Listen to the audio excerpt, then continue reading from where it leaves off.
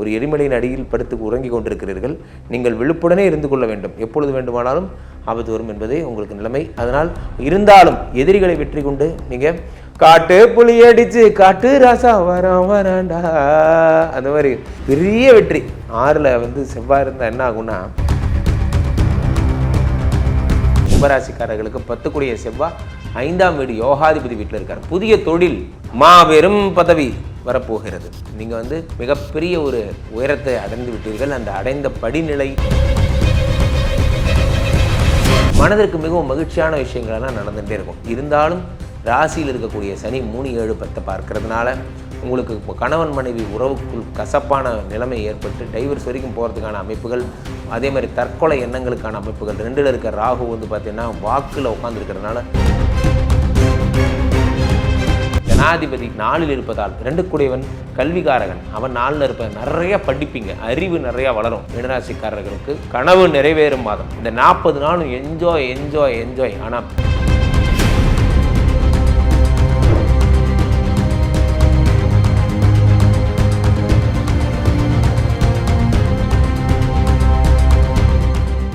Real one ஆன்மீகம் நேயர்கள் அனைவருக்கும் வணக்கம். நான் உங்கள் ராம்ஜி. இன்றைய தினம் ஒரு ஸ்பெஷலான பதிவு என்னன்னா, செவ்வாய் பயிற்சி.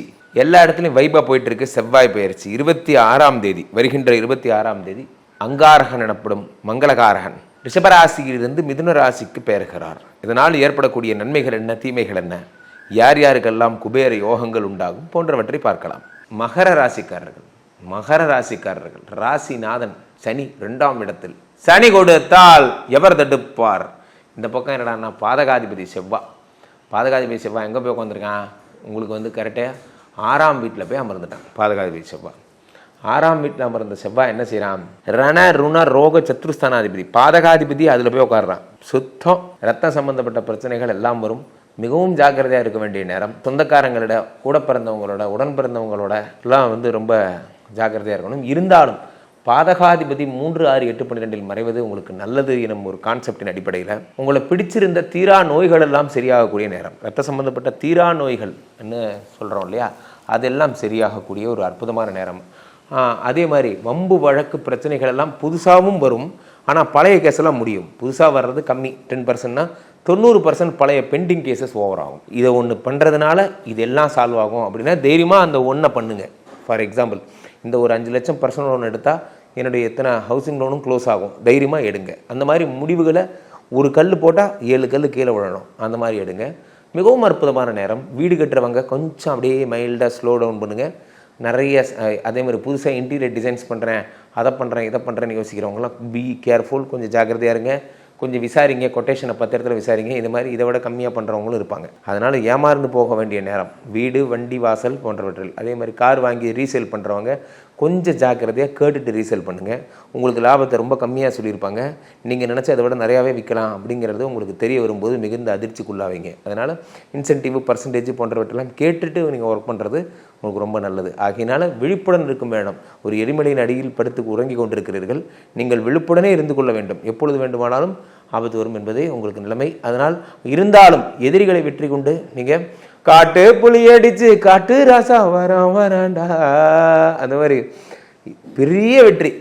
6ல் செவ்வாய் இருந்தால் என்ன ஆகும்னா, இது வரைக்கும் சார் இந்த கோவிந்த்சாமி முன்னாடி வீடு கட்டி வாழணும்னு நினச்சேன் சார், கோவிந்த்சாமி முன்னாடி வீடு கட்டிடுவீங்க. You don't worry. சரி, அவர் முன்னாடி வீடு கட்டி கிரகப்பிரவேசம் பண்ணி கோவிந்த்சாமி முன்னாடி ஹாய் கோவிந்த் கமான் அப்படின்னு கூப்பிடுவீங்க. அந்த மாதிரிலாம் நடக்கும். உங்கள் சபதத்தில் இந்த எடுத்த சபதம் ஜாபம் முடிப்பேன் அந்த மாதிரிலாம். சரியா? அதனால் மனத்தளர்ச்சி அடையாமல் செய்யுங்கள். செவ்வாய்க்கு நல்லது. செவ்வாய் அன்னைக்கு, செவ்வாய் ஹோரை அன்னைக்கு செவ்வாய் பகவானை வழிபட எல்லாம் எந்தன் குரலில் கேட்பதெல்லாம் கந்தன் குரலே. பழனிமலைக்கு போங்க, மருதமலை போங்க, சென்னிமலை போங்க, இங்கெல்லாம் போங்க. பழனியில் ராஜ தரிசனத்தை பாருங்கள். நீங்கள் போகிற நேரம் ஆண்டி குளத்தை பார்த்துட்டு வந்துடாதீங்க. ஸோ அடுத்ததாக கும்பராசிக்காரர்கள் கும்பராசி ஹாய் பாய்ஸ், நீங்கள் ஒன்று இருக்கீங்களா? இப்படிலாம் நான் தான் கேட்டேன். 3, 10 உங்களுக்கு கும்பராசிக்காரர்களுக்கு 10 செவ்வாய் 5ஆம் வீடு யோகாதிபதி வீட்டில் இருக்கார். புதிய தொழில் மாபெரும் பதவி வரப்போகிறது. நீங்கள் மிகப்பெரிய ஒரு உயரத்தை அடைந்து விட்டீர்கள். அந்த அடைந்த படிநிலைக்கான பரிசு உங்களுக்கு வரப்போகுது. ஏன்னா காரணம் என்னென்னு பார்த்தீங்கன்னா, உங்களுக்கு 10 கூடையவன் 5ஆம் வீட்டில் இருக்கிறான். அப்போ என்ன ஆகும்னா, தொழில் விருத்தி ஆகும், தொழில் மல்டிப்ளை ஆகும். புதுசாக வீடு கட்டுவீங்க, புதுசாக வீட்டை டெமாலிஷ் பண்ணுவீங்க. அது போன்ற விஷயங்கள் எல்லாம் மனதிற்கு மிகவும் மகிழ்ச்சியான விஷயங்கள் எல்லாம் நடந்துகிட்டே இருக்கும். இருந்தாலும் ராசியில் இருக்கக்கூடிய சனி 3, 7, 10 பார்க்கறதுனால உங்களுக்கு கணவன் மனைவி உறவுக்குள் கசப்பான நிலைமை ஏற்பட்டு டைவர்ஸ் வரைக்கும் போகிறதுக்கான அமைப்புகள், அதே மாதிரி தற்கொலை எண்ணங்களுக்கான அமைப்புகள். 2ல் இருக்க ராகு பார்த்தீங்கன்னா வாக்கில் உட்காந்துருக்கிறதுனால சுடுசொற்கள் ரொம்ப வேகமாக நீங்கள் பேசுகிறதுக்கு முன்னாடியே உங்கள் ராகு பேசிடுவார். அதனால் ஜாக்கிரதையாக இருக்கணும். 5ல் இருக்கக்கூடிய செவ்வாய் உங்களுக்கு அற்புதங்களை அள்ளித்தருவார். அற்புதங்கள்னால் சாதாரண அற்புதம் கிடையாது, வியத்தகு மாற்றங்கள். உங்களுக்கு புதுசாக வீடு வாங்கிட்டே இருப்பீங்க. அடுத்த 40 நாளில் உங்களுக்கு பணம் பல வழிகளில் வந்துகிட்டே இருக்கும். என்ஜாய். ஒரு மஞ்சள் பை எடுத்து இப்படி விரிச்சு வச்சுட்டு உட்காந்துருக்கேன், அதில் உங்களுக்கு பணம் கொட்டிகிட்டே இருக்கும். அள்ளி எடுத்து பேக்கை வீட்டில் வைக்கிறது தான் அவங்க வேலை. Enjoy enjoy enjoy. கும்பராசிக்கு ஒரு அருமையான பாட்டு நான் சொல்லட்டுமா? காசு மேலே காசு கொட்டுகிற நேரம் இது, வாசக்கதவ ராசி லட்சுமி தட்டுகிற நேரம் இது. ஜாலியாக இருங்க. வாசக்கதவை யாரோ தட்டுறாங்க பாருங்கள், போய் பாருங்கள். ஒரு வேளை லட்சுமியாக இருக்க வாய்ப்பு இருக்குது. வாழ்த்துக்கள். அடுத்து மீனராசிக்காரர்கள். அடடடடடா குருஜி, நீங்கள் மீனராசிங்கிறதுனால இப்படி சொல்லக்கூடாது Guruji. No no no no no மீனராசிக்காரங்கெல்லாம் மெண்டல்னு நான் தான் சொன்னேன். ஸோ ராசியில் ராகு இருக்கிறதுனால still the mental period is continuing. உங்களுடைய ப்ரொபேஷன் கண்டினியூ ஆகி கன்ஃபார்ம் ஆக போகுது. சீக்கிரமே நீங்கள் ஏகாந்த நிலைக்கு செல்ல போகிறீங்க. ராகு உங்களை விட்டு போகிற வரைக்கும் உங்களை நான் இப்படி தான் சொல்லுவேன். சனி வக்ரகதியை ரிலீஸ் ஆகிற வரைக்கும், நவம்பர் 4 வரைக்கும் மீனராசிக்காரர்கள் ஒரு ஆகச்சிறந்த மனநோயாளிகள் என்பதை மனதில் வைத்துக் கொள்ள வேண்டும். அதனால் வார்த்தைகளில் ரொம்ப ஜாக்கிரதையாக இருக்கணும். மீனராசிக்காரர்கள் உங்கள் வாயாலேயே நீங்கள் கெடுவீங்க. மீனராசிக்காரர்கள் ரொம்ப ஜாக்கிரதையாக இருக்க வேண்டிய நேரம். இருந்தாலும் 2 கூடையவன் 4ல் இருப்பதால், தனாதிபதி 4ல் இருப்பதால், 2 கூடையவன் கல்விகாரகன், அவன் 4ல் இருப்பதால் நிறைய படிப்பீங்க, அறிவு நிறையா வளரும். 1. 2வது விஷயம் என்னன்னு பார்த்தீங்கன்னா, தனஸ்தானாதிபதி 4 கூடிய உயர்கல்வி, பதவி, மரியாதை போன்றவை விஷயங்கள் இருப்பதால், சூப்பர்வைசராக இருந்தேன் சார், இப்போ நான் மேனேஜர் ஆகிட்டேன், மேனேஜராக இருந்தேன் சார், இப்போ நான் ஜென்ரல் மேனேஜர் ஆகிட்டேன், அது போன்ற படிநிலைகள் 2, 3 படிநிலைகள் உங்களுக்கு கிடைக்கும். ஸோ அதே மாதிரி சமூக வாழ்விலும் சரி படிநிலைகள். நான் கல்யாணம் பண்ணியிருந்தீங்க அப்படின்னா அப்பாவாகிடுவீங்க. அப்போ அப்பாவாக இருக்கிறேன்னா தாத்தாவானா, இது மாதிரி தான் நீங்கள் கேட்பீங்கன்னு எனக்கு தெரியும். அதனால தான் எடுத்தோடனே சொன்னேன், உங்கள் மனநிலை கடுமையாக பாதிக்கப்பட்டிருக்கு. கும்கி படத்தில் யானை காதுலேருந்து ரத்தம் வந்துருமா, அந்த மாதிரி ஒரு மனநிலையில் இருக்கீங்க. நீங்கள் ரொம்ப ஜாக்கிரதையாக இருங்க. உங்கள் சங்கிலி அவுத்து விட்டாங்கன்னா கொம்பனாக இருந்தாலும் போய் குத்திட்டு வந்துருக்கீங்க. இது மாதிரி மீனராசிக்காரங்களெல்லாம் கொஞ்சம் அடக்கி வைங்க. மீனராசிக்காரங்களை அவங்கள விட்டுட்டிங்கன்னா ஓடி போய் சம்ஹாரம் பண்ணிட்டு வந்துடுவாங்க.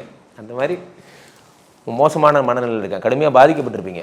ஸோ அப்போது 2 கூடையவன் 4லும், அதே மாதிரி 2ஆம் அதிபதியாகப்பட்ட செவ்வாய், 7ஆம் வீடு அதிபதியாகப்பட்ட புதனுடைய வீடு, அது பாதகாதிபதி வீடு என்பதால் 4ங்கிறது உங்களுக்கு என்ன, கற்பு என்பதால் 2 கூடையவன் 4ஆம் வீட்டில் இருப்பது உங்களுக்கு மிகுந்த ஒரு மன சங்கடங்களை தரக்கூடிய நேரம். 9 கூடையவனும் 4ஆம் வீட்டில் இருப்பதால் உங்களுக்கு என்ன சொல்கிறது, முயற்சி பண்ணுவீங்க, கீழே விழுவீங்க, முயற்சி பண்ணுவீங்க, கீழே விழுவீங்க, எந்திரிப்பீங்க. இதே ஒரு லைஃப்பாக இருக்கும். அப்பா உடல்நிலையில் மிகுந்த ஜாக்கிரதையாக இருக்க வேண்டும். தூரதேச பயணங்கள் இல்லாமல் ஒரு 6 தாண்டிய பயணங்கள், ஏதாவது பக்கத்து மாநிலத்துக்கு போகிறது, இது மாதிரி கூட அலைச்சப்பாக இருக்கும் உங்களுக்கு. ஸோ மற்றபடி மிக பெரும் ஒரு சமஸ்தானம் வரப்போகிறது. இதெல்லாம் உங்களுக்கு மீனராசிக்காரர்களுக்கு கனவு நிறைவேறும் மாதம். இந்த 40 நாளும் என்ஜாய். ஆனால் be careful in your words. உங்கள் கூட இருக்க சுற்றங்கள், உங்கள் கூட இருக்கிற நண்பர்கள், உங்கள் கூட இருக்கிற உறவுகள் போன்றவர்கள் மனக்கசப்பை சம்பாதிப்பீங்க. உங்கள் வார்த்தைகளால் அளந்து பேசுங்க, அளவாக பேசுங்க, நல்லது. ஆகையினால மீனராசிக்காரர்கள் பொறுமையுடனும் விழிப்புடனும் இருக்க வேண்டும். குபேர யோகம் காத்திருக்கிறது. 12 ராசிகளுக்குமான செவ்வாய் பயிற்சி பலனை பார்த்தோம். என்னுடைய நம்பரை தொடர்பு கொள்ள கீழே 9790903167, அதே மாதிரி 7305345131, இந்த 2 நம்பர்களில் மட்டும் அழைச்சா போதும். நானே நேரடியாக பேசுவேன்.